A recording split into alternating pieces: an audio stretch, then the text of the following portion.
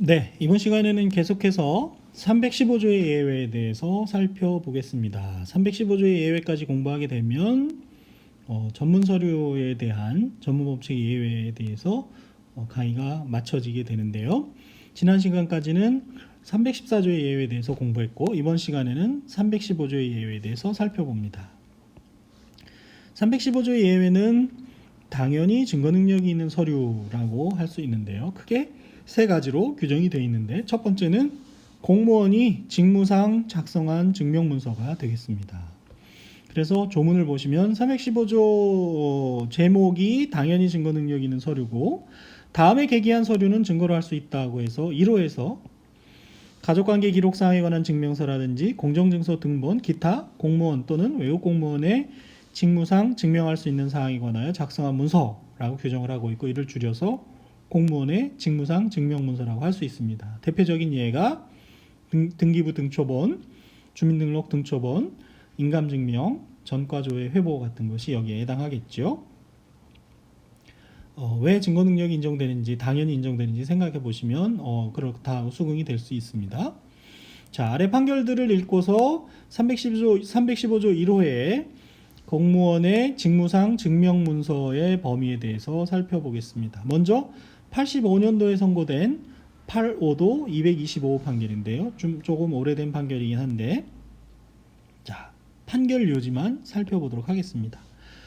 특별한 자격은 없지만 범칙물자, 특가법 위반 지금 보면 관세, 방위세법 위반 이런 게 나오는데요. 예를 들어서 관세법 위반한 물자를 범칙물자라고 하는 거죠. 그런 범칙물자에 대한 시가감정 업무에 4, 5년 정도 종사해온 세관 공무원이 세관에 비치된 기준과 수입신고서에 기재된 가격을 참작을 해서 작성한 감정서는 공무원이 그 직무상 작성한 공문서를 할 것이므로 시가감정서를 갖다가 감정 촉탁이나 감정의 명예에 의해서 한 게 아니고요. 공무원이 그 직무상 작성한 공문서라고 할 것이므로 피고인이 동의하지 않더라도 동의하면 뭐 전문 서류에 대해서 증거 능력이 생기는데 동의하지 않더라도 저희가 지금 살펴보고 있는 315조 1호에 의하여 당연히 증거 능력이 있다라고 판시했던 사안이 되겠습니다.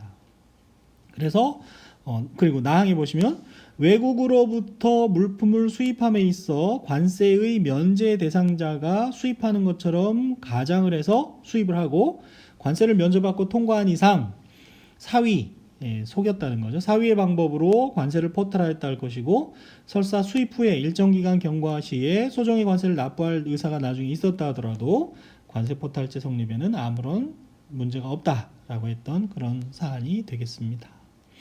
네.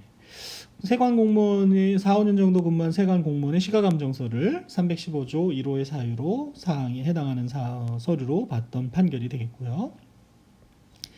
2007년에 선고된 2007도 7257호 판결은 국가보안법 위반 사건과 관련해서 대한민국 주중국 대사관, 중국에 있는 대한민국 대사관 영사가 작성한 사실 확인서 중에서 공인 부분, 공적인 도장이 찍힌 공인 부분을 제외한 나머지 부분이 비록 영사의 공무 수행 과정 중 작성되었지만 공적인 증명을 하기 위한 것보다는 상급자 등에 대한 보고를 목적으로 하는 것인 경우라면 형사성법 315조 1호에 공무원의 직무상 증명할 수 있는 사항에 관하여 작성한 문서 또는 제3호의 기타, 3호는 아직 안 배웠는데 좀 이따 배우겠죠? 기타 특히 신뢰할 만한 정황에 의하여 작성된 문서라고 볼 수 없다라고 했던 사안입니다. 네. 국가보안법 위반 사건과 관련해서 영사가 작성한 부분 중에서 상급자에 대한 보고를 주목적으로 하는 부분은 해당하지 않는다라고 판시했던 사안이고 사안의 내용은 여러분이 판결문을 통해서 확인해 주시기 바랍니다. 자, 315조 1호에 대해서는 그 정도로 살펴보고요. 2호로 넘어가서 업무상 필요로 작성한 통상적인 문서도 당연히 믿을 수 있다라는 의미에서 규정하고 있는 부분이 되겠습니다. 그래서 315조 2호는 상업장부, 항해일지, 기타 업무상 필요로 작성한 통상문서라고 규정을 하고 있고 대표적으로 금전 출납부, 그다음에 통계표, 전산자료 등이 이에 해당한다.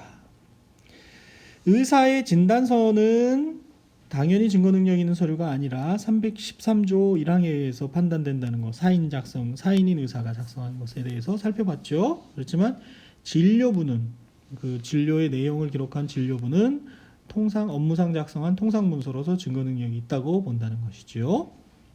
주의해야 되겠습니다. 자, 아래 판결을 읽고 역시 315조 2호에 해당하는지에 대해서 살펴보겠습니다. 2007년에 선고된 2007도 3219호 판결은요. 성매매 업소에 고용된 여성들이 성매매를 업으로 하면서 영업에 참고하기 위해서 성매매 상대방의 아이디와 전화번호 및 성매매 방법 등을 메모지에 적어두었다가 다시 직접 메모리카드에 입력하거나 업주가 고용한 다른 여직원이 그 내용을 메모리카드에 입력한 사안에서 메모리카드의 내용은 형사소송법 제315조 2호에 영업상 필요로 작성한 통상 문서에 해당한다 라고 판시했던 사안입니다. 2015년에 선고된 2015도 2625호 전화매체 판결은 공직선거법 위반, 국가정보원법 위반 등 사건이 문제가 됐는데요. 사안 내용을 조금 살펴보면요. 사실관계는 이와 같습니다.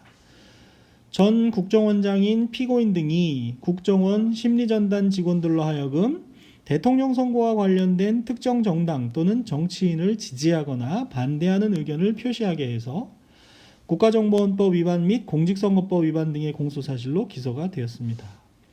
국정원 심리전단 직원들은 2012년 8월 22일부터 12월 17일까지 대통령 선거일까지 인터넷 사이트에 게시된 특정 정당과 정치인을 지지하거나 반대하는 글에 찬성 혹은 반대 클릭을 하였고요. 2009년 4월 12일부터 2012년 12월 13일까지 인터넷 사이트에 특정 정당과 정치인을 지지하거나 반대하는 글을 게시했으며 2011년 1월 12일부터 12월 19일까지 특정 정당이나 정치인을 지지하는 혹은 반대하는 글을 트윗 또는 리트윗을 했다는 것이 1심에서 인정이 되었습니다. 그리고 검찰은 이에 대한 증거로 국정원 심리전단 직원의 이메일 계정에서 이메일에 첨부된 파일, 즉 269개의 트위터 피드 연결 계정과 이를 기초로 하는 트윗덱 연결 계정 422개가 들어있는 425 진원 파일 및 시큐리티 파일을 수집해서 법정에 증거로 제출했습니다. 제1심에서는 국가정보원법 위반은 유죄, 공직선거법 위반은 무죄로 판결이 되었고 항소심은 국가정보원법 위반 및 공직선거법 위반에 대해서 모두 유죄, 일부는 무죄가 됐습니다만은 선고를 했던 그런 사안이죠. 이에 피고인이 상고를 했습니다. 판결 내용이 긴데요. 저희는 판결료지만 일단 살펴보도록 하겠습니다. 상업장부나 항해일지, 진료일지 또는 이와 유사한 금전 출납부 등과 같이 범죄 사실의 인정 여부와는 관계없이 자기에게 맡겨진 사무를 처리한 내역을 그때그때 계속적 기계적으로 기재한 문서는 사무처리 내역을 증명하기 위하여 존재하는 문서로서 형사소송법 315조 2호에 의하여 당연히 증거능력이 인정된다. 왜 315조 2호의 문서가 당연히 증거능력이 인정되는지를 알 수 있는 대목이죠. 그리고 이러한 문서는 업무의 기계적 반복성으로 인하여 허위가 개입될 여지가 적고 또 문서의 성질에 비추어 고도의 신용성이 인정되어 반대신문의 필요가 없거나 작성자를 소환해도 서면 제출 이상의 의미가 없는 것들에 해당하기 때문에 당연히 증거능력이 인정된다는 것이 315조의 입법 취지인 점과 아울러 전문법칙과 관련된 형사소송법 규정들의 체계 및 규정 취지에 더하여 기타라는 문헌에 의하여 형사소송법 315조 1호와 2호의 문서들을 특히 신용할 만한 정황에 의하여 작성된 문서의 예시로 삼고 있는 315조 3호의 규정 형식을 종합해보면 315조 3호에서 규정한 기타 특히 신용할 만한 정황에 의하여 작성된 문서는 315조 1호와 2호에서 열거된 공권적 증명문서 및 업무상 통상문서에 준하여 315조 3호의 문서는요 굳이 반대신문의 기회부여 여부가 문제되지 않을 정도로 고도의 신용성의 정황적 보장이 있는 문서를 말한다. 315조의 3호에 대한 설명이 이미 등장을 한 거고요. 나아가 어떤 문서가 315조 2호가 정하는 업무상 통상문서에 해당하는지를 구체적으로 판단함에 있어서는 315조 2호 및 3호의 입법 취지를 참작해서 당해 문서가 정규적, 규칙적으로 이루어지는 업무 활동으로부터 나온 것인지, 당해 문서를 작성하는 것이 일상적인 관행 또는 직무상 강제되는 것인지, 당해 문서에 기재된 정보가 취득된 즉시 또는 그 직후에 이루어져 정확성이 보장될 수 있는 것인지 여부, 당해 문서의 기록이 비교적 기계적으로 행해지는 것이어서 기록 과정에 기록자의 주관적 개입의 여지가 거의 없다고 볼 수 있는지 여부, 당해 문서가 공시성이 있는 등으로 사후적으로 내용의 정확성을 확인 검증할 기회가 있어 신용성이 담보되어 있는지 여부 등을 종합적으로 고려해야 한다고 판시하고 있습니다. 그래서 이 사건에서는 심리전단 직원인 공소의 4의 이메일 계정에서 압수한 텍스트 파일 형식의 425 진원 파일 및 시큐리티 파일의 증거 능력이 문제가 되었던 사건이 되겠습니다. 그래서 원심은 아까 본 것처럼 증거 능력을 인정을 하는 방향으로 나아갔고, 이에 대해서 대법원이 증거 능력이 인정되는지를 판시를 하고 있습니다. 그래서 판시사항 2에서 그 부분에 대해서 얘기를 하고 있고요. 2.4까지 얘기를 하고 있습니다. 그래서 두 파일이 2.6하고 2.7에서 보시는 것처럼 그 문서의 증거 능력이 인정되는지가 문제가 된 사안에서 2.7의 뒷부분을 보시면 315조 2호의 업무상 필요로 작성한 통상 문서에 해당한다고 보는 그런 결론을 이루고 있는 것을 확인해 볼 수 있는 것이죠. 대법원 판례의 내용을 더 많은 판례 내용을 줄여서 여기 실어놨는데요. 한번 읽어보시고, 이것이 이른바 원세훈 전 국정원장 사건이 되겠고, 박근혜 전 대통령의 당선과 관련이 되어서 정치적으로 크게 문제가 되었던 그런 사건인 것을 여러분이 확인해 볼 수가 있겠습니다. 일단 판결 요지에 나오는 것처럼 그 315조 2호와 3호의 바로 뒤에 3호가 나오죠. 3호의 증거 능력을 인정하는 취지에 대해서 잘 이해를 해 놓으시기를 바랍니다. 계속해서 기타 특히 신용할 만한 정황에 의해 작성된 문서, 바로 위에 판결과도 관련이 되어 있는 3호에 대해서 살펴보겠습니다. 315조 3호는 위에서 보신 것처럼 기타 특히 신용할 만한 정황에 의하여 작성된 문서라고 규정을 하고 있습니다. 그래서 대표적으로 공공기록, 공무서 작성의 각종 통계, 연감 이런 것들이 315조 3호의 전형적인 예가 되겠지요. 그 밖에 이 부분을 이제 여러 곳에서 나온 부분이 종합이 되어 있는 건데, 형사 공판조서 공부할 때 311조 공부할 때 나온 부분이기도 하죠. 다른 형사 사건의 공판조서에 기재된 피고인의 진술 기재라든지, 다른 피고인에 대한 형사 사건의 공판조서 중 일부인 증인신문조서 마찬가지고요. 그 다음에 아래에서 보는 것처럼 구속적부 심사 절차에서 피의자를 신문하고 작성된 구속적부 신문조서 같은 것이 되겠죠. 예를 들어서 아래 판결을 보시면요, 2003도 5693호 판결에서 다음과 같이 판결한 것을 요지를 통해서 확인해 보겠습니다. 자, 구속적부심이 뭔지는 여러분이 잘 알고 계시죠? 구속적부심은 구속된 피의자 또는 그 변호인 등의 청구로 수사기관과는 별개 독립의 기관인 법원에 의하여 행해지는 것으로서 법원에 의해서 행해지죠. 구속된 피의자에 대하여 피의 사실과 구속 사유 등을 알려서 그에 대한 자유로운 변명의 기회를 주어 구속의 적부를 심사함으로써 피의자의 권리 보호에 이바지 하는 제도인 바, 구속적부 심사 제도의 취지를 설명하면서 법원 또는 합의부원, 검사, 변호인, 청구인이 구속된 피의자를 신문하고 그에 대한 피의자의 진술 등을 기재한 구속적부 신문조서는 형사소송법 311조가 규정한 문서에는 해당하지 않는다 할 것이나, 그렇죠? 당해 사건에 법원이나 법관 앞에서 작성된 것이 아니지만 특히 신용할 만한 정황에 의하여 작성된 문서라고 할 것이므로, 저희가 지금 보고 있는 315조 3호에 해당한다고 할 것이므로, 특별한 사정이 없는 한 피고인이 증거로 함에 부동의하더라도 315조 3호에 의하여 증거 능력이 인정된다고 하는 것이죠. 증거 능력에 대해서는 그렇게 얘기하고, 증명력은 어떻습니까? 구속적부 심사 절차에서 일단 자백을 하고 풀려나고자 하는 유혹을 피의자가 느낄 수도 있기 때문에 실무상 다른 증거와 마찬가지로 법관의 자유 판단에 증명력이 맡겨져 있지만 이와 같은 사정을 주의하라는 거죠. 피의자는 구속적 부심에서의 자백의 의미나 자백이 수사 절차나 공판 절차에서 가지는 중요성을 제대로 헤아리지 못한 나머지 허위 자백을 하고라도 일단 구속적 부심에서 풀려나서 자유를 얻으려는 유혹을 받을 수가 있으므로 법관은 구속적 부심문조서의 자백의 기재에 관한 증명력을 평가함에 있어서는 이러한 점에 각별히 유의를 하는 게 좋겠다라는 증명력에 대한 판단까지 하고 있는 것을 볼 수가 있습니다.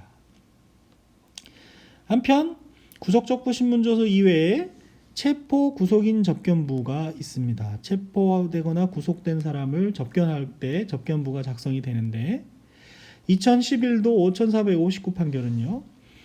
유치된 피의자가 죄증을 인멸하거나 도주를 기도하는 등 유치장의 안전과 질서를 위태롭게 하는 것을 방지하기 위한 목적으로 작성되는 서류로 보인다. 체포 구속인 접견부는요. 따라서 형사소송법 315조 2호에 의한 업무상 통상문서라든지 3호에 의한 특히 신용할 만한 정황에 작성된 문서라고 보기 어렵다는 것이지요. 그리고 2항에서는 자유심증주의에 대해서 다시 설명하고 있고요. 3항은 탄핵 증거에 대해서 얘기하고 있습니다. 탄핵 증거에 대해서도 조만간 여러 수업 시간에도 얘기를 했고 다시 뒤에 또 나오겠습니다만은 탄핵 증거는 진술의 증명력을 감세하기 위하여 인정되는 것이어서 범죄 사실 또는 그 간접 사실의 인정의 증거로서는 허용되지 않는다. 탄핵 증거를 가지고 범죄 사실을 인정하면 안 된다는 거죠. 또는 범죄 사실을 인정하기 위한 간접 사실을 증명하는 증거로서도 탄핵 증거는 사용이 될 수가 없는 것이죠.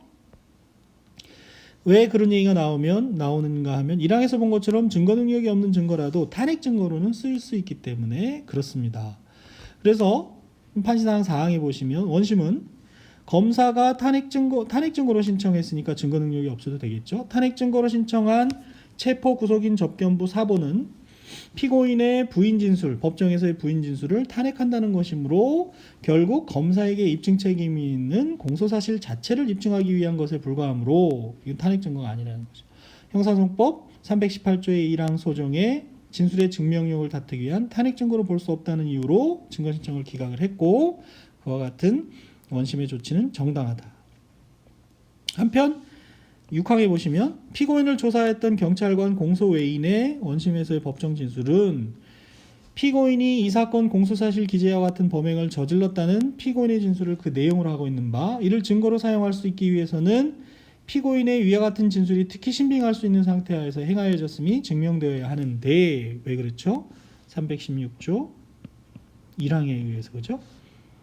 피고인 아닌 자의 진술이 피고인의 진술을 내용으로 하고 있죠. 피고인이 아닌 경찰관, 조사했던 경찰관의 진술이 피고인의 진술 내용으로 하고 있으니까 조만간 316조 1항을 배우겠습니다만은 특신 상태를 요구하게 되겠죠. 특신 상태가 요구가 되는데 피고인이 그 진술한 경위나 과정에 관하여 치열하게 다투고 있고 그와 같은 진술이 체포된 상태에서 변호인의 동석 없이 이루어진 점 등을 고려해 보면 특히 신빙할 수 있는 상태에서 행하였다고 보기 어렵다고 얘기했던 그런 판례가 되겠습니다. 이 판례는 특히 탄핵의 대상이라는 우리가 탄핵 증거 배울 때 다시 등장하는 법리가 되겠습니다. 그 다음 2017년에 선고된 12671호 판결을 보시면요. 판결 요지 보시죠. 상업장부나 항해일지, 진료일지 또는 이와 유사한 금전 출납 등과 같이 범죄 사실의 인정 여부와는 관계없이 자기에게 맡겨진 사무를 처리한 내역을 그때그때 계속적 기계적으로 기재한 문서는 사무처리 내역을 증명하기 위하여 존재하는 문서로서 형사소송법 315조 2호에 의하여 당연히 증거 능력이 인정된다. 앞에서 우리 공부한 바 있죠. 그리고 이러한 문서는 업무의 기계적 반복성으로 인하여 허위가 개입될 여지가 적고 문서의 성질에 비추어 고도의 신용성이 인정돼서 반대 신문의 필요가 없거나 작성자를 소환해도 서면 제출 이상의 의미가 없는 것들에 해당하기 때문에 당연히 증거 능력이 인정된다는 것이 315조의 입법 취지인 점과 아울러 전문 법칙과 관련된 형사소송법 규정들의 체계 및 규정 취지에 더하여 기타라는 문헌에 의하여 형사소송법 315조 1호와 2호의 문서들을 특히 신용할 만한 정황에 의하여 작성된 문서의 예시로 삼고 있는 형사소송법 315조 3호의 규정 형식을 종합해 보면 형사소송법 315조 3호에서 규정한 기타 특히 신용할 만한 정황에 의하여 작성된 문서는 315조 1호와 2호에서 열거된 공권적 증명문서 그리고 업무상 통상문서에 준하여 굳이 반대신문의 기회부여가 문제되지 않을 정도로 고도의 신용성의 정황적 보장이 있는 문서를 의미한다. 앞서 425 진원 파일에 대한 판결 요지에서 본 바와 동일합니다. 이 사건에서는 뭐가 문제가 됐냐 하면 사무처리 내역을 계속적 기계적으로 기재한 문서가 아니라 범죄 사실의 인정 여부와 관련 있는 어떠한 의견을 제시하는 내용을 담고 있는 문서는 315조 3호에 규정하는 당연히 증거 능력 있는 서류에 해당한다고 볼 수 없으므로 보험 사기 사건에서 그 다친 부분을 또는 질병 있는 부분을 과장해서 보험 금액을 편취했다는 그런 내용이 되겠죠. 건강보험심사평가원이 수사기관의 의뢰에 따라 보내온 자료를 토대로 입원 진료의 적정성에 대한 의견을 제시하는 내용의 건강보험심사평가원의 입원 진료 적정성 여부 등 검토 의뢰에 대한 회신, 이게 문서 제목이 되겠죠. 는 형사동법 315조 3호의 기타 특히 신용할 만한 정황에 의하여 작성된 문서에 해당하지 않는다라고 판시했던 사안인 것을 볼 수가 있겠습니다.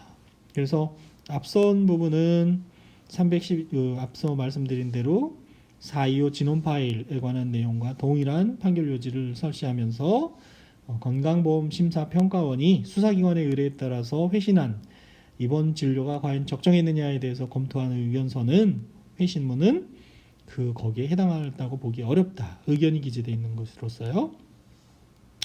그래서 굵은 글씨로 2.1항에다가 관련되는 부분을 써 놓았습니다. 자, 계속해서 316조의 이제 5항까지요. 2항 지금 저희가 이번 동영상 강의를 통해서 313조의 예외, 그다음에 314조의 예외, 그다음에 315조의 예외를 공부를 하고 있죠. 한 2, 3분 정도의 시간은 이번 강의 내용을 요약을 하겠습니다. 313조는 그동안에 그 전에 진술서, 그렇죠? 그리고 진술 기재서, 그리고 감정서에 대해서 작성자 또는 진술자의 성립진정, 또 피고인의 진술이 담긴 경우에는 특신상태, 작성자의 진정 성립과 특신상태 같은 것을 특신상태를 통해서 313조 1항 단서에 통해서 증거 능력이 할 수 있다는 것을 공부한 거고요. 314조는 그 전에 공부했던 312조를 포함해서 312조,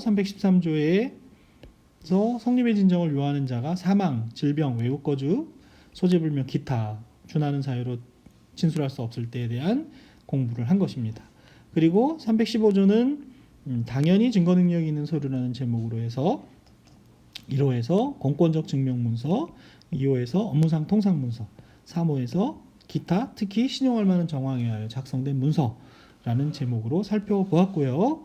이 공부를 하면서 조사관의 경찰에서 단계에서 조사했던 조사 경찰관의 증언이 그렇죠?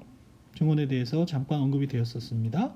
피고인이 자백하는 내용이 담긴 것인데 피고인의 진술을 내용으로 하기 때문에 특신 상태가 요구된다라는 판시사항이 나왔는데 그것이 바로 다음 시간에 공부할 316조의 전문진술에 대한 얘기가 되겠습니다. 그래서 전문진술은 강의 시간에도 제가 칠판에다 여러 번 작성을 했던 것으로 기억이 되는데 크게 두 가지로 나눠진다. 하나는 피고인의 진술을 내용으로 하는 전문진술, 또 하나는 피고인 아닌 자의 진술을 내용으로 하는 전문진술. 316조 2항에 대해서는 314조를 공부하면서 또 등장한 바가 있습니다. 그렇죠? 똑같은 요건을 요구하죠. 필요성의 요건과 두 번째로 특신상태의 요건을 요구하는 것을 볼 수가 있죠. 그래서 316조 1항과 316조 2항의 내용이 이미 다루어졌지만 수업시간과 이번 동영상 강의를 통해서도 다루어졌지만 다시 한번 다음 시간 강의를 통해서 316조의 전문진술의 예외를 정리하도록 그렇게 하겠습니다. 네, 이번 시간 강의는 이것으로 마치고요. 다음 시간에 316조의 예외에 대해서 살펴보겠습니다. 네, 여러분 수고하셨습니다.